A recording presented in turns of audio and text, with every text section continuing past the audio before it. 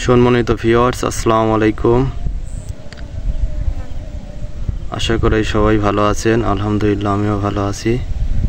তো আপনাদের মাঝে অনেক দিন ভিডিও দেওয়া হয় না, তো আমি অনেক দিন পরে আজকে একটা ভিডিও নিয়ে আসলাম। এটা হচ্ছে আমার বটবটির ক্ষেত। এখানে আমি ইয়ার মালিক সিডের বান্টি বটবটি চাষ করছি। বটবটি গাছের বয়স আজকে 6 দিন। এই যে দেখেন গাছগুলা মোটামুটি সুন্দর হয়ে উঠতেছে। তো আমি বটবটি গাছে দ্রুত বর্ধনশীল, সেজন্য আমি অতি তাড়াতাড়ি এই যে জাংলার কাজ শুরু করে দিছি। এই যে জাংলার কাজ চলতেছে।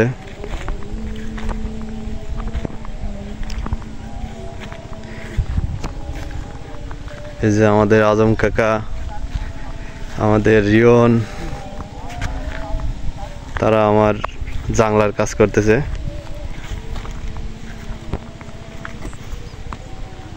এখানে মূলত আমি প্যাটার্নের জাংলা দিব, সেজন্য যে খুঁটিগুলো গাড়া হচ্ছে। এক এক বেডে 2টা করে লাইন দেওয়া হয়েছে এবং বেড থেকে বেডের দূরত্ব 2 ফিট দেওয়া হয়েছে এবং চারা থেকে চারার দূরত্ব 10 ইঞ্চি এবং লাইন থেকে লাইনের দূরত্ব 2 ফিট।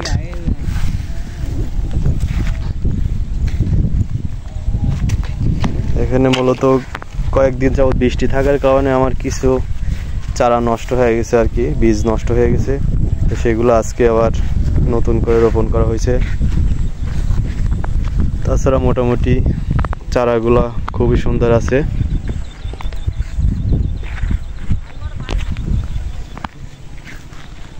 মূলত বটবটির গাছ খুবই দ্রুত বাড়ে। অতি দ্রুত বাড়ার কারণে এখানে তাড়াতাড়ি আমি জাংলার কাজটা ইনশাল্লাহ কমপ্লিট করব। তো আজকে খুঁটি গাড়ার কাজ চলতেছে। কালকে ইনশাল্লাহ আমার জাংলার নেট এবং সুতি টানানো কমপ্লিট হবে।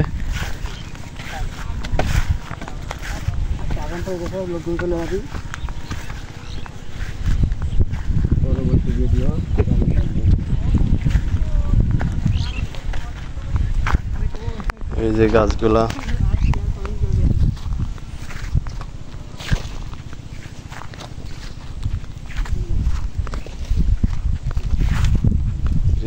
দেখতে পাচ্ছেন,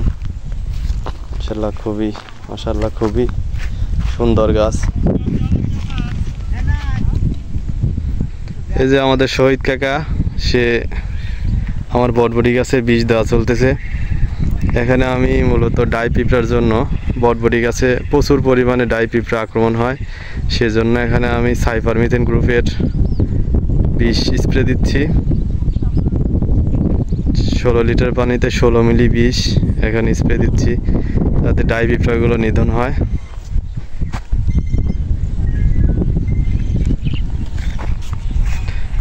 তো আজকের মতো ভিডিওটা এখানেই শেষ করতেছি। ক্রমাগত ইনশাল্লাহ এখন ভিডিও আপনাদের মাঝে ছাড়ব।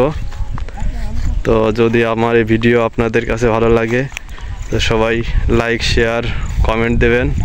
কিছু জানার থাকলে আমাকে বলবেন, ইনশাল্লাহ আমি আপনাদেরকে আপনার প্রশ্নের উত্তরগুলো আমি দেব। তো সবাই ভালো থাকবেন, সুস্থ থাকবেন। পরবর্তী ভিডিও পর্যন্ত আল্লাহ হাফেজ।